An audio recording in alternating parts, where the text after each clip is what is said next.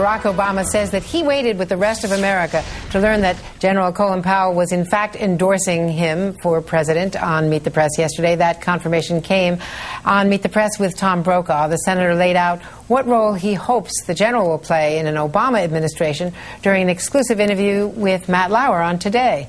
He will have a role as one of my advisors. He's already served in that function even before he endorsed me. Whether he wants to take a formal role, whether there's something that's a good fit for him, I think is something that he and I would have to discuss.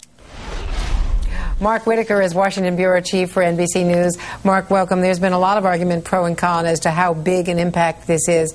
Let me just play for you within the hour Rush Limbaugh's reaction.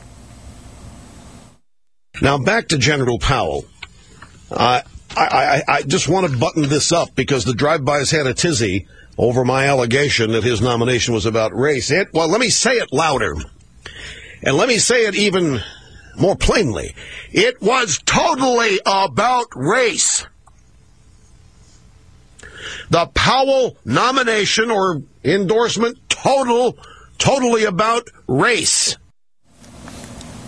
Well, of course, General Powell on Meet the Press said it wasn't about race, that obviously this is transformational and historic, but that his main reasons were in watching the last 6 weeks of the McCain campaign.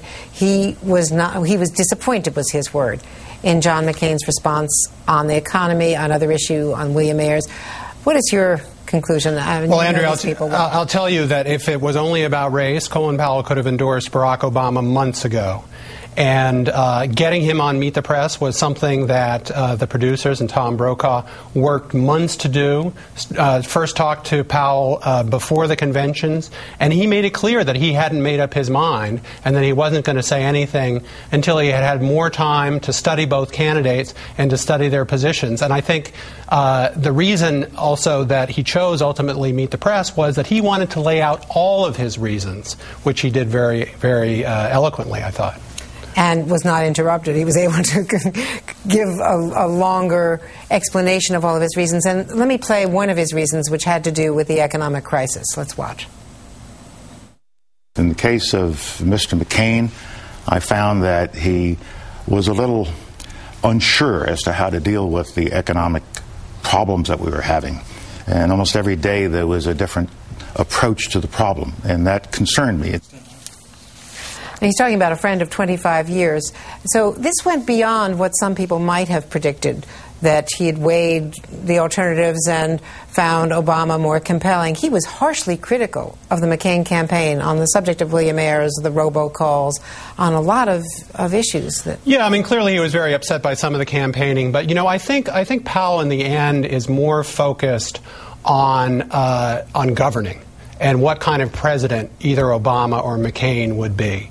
And I think one of the things that he finds appealing on Obama is at least the promise that he's someone who would govern in a different way, in a less political way than George W. Bush has, and perhaps some people would argue than Bill Clinton did. One of the interesting things, you know, he owes his career, really, or at least his career in government, to Bush's father. And Bush's father, as we recall, in '88 ran a very tough, negative personal campaign and then governed in a very different way. So I think Powell is not necessarily against tough campaigning, but he wants to see the process of government return to a more bipartisan, competent, less political way of doing things. And when you talk about competence, clearly one of the issues, decisive issues, was Sarah Palin.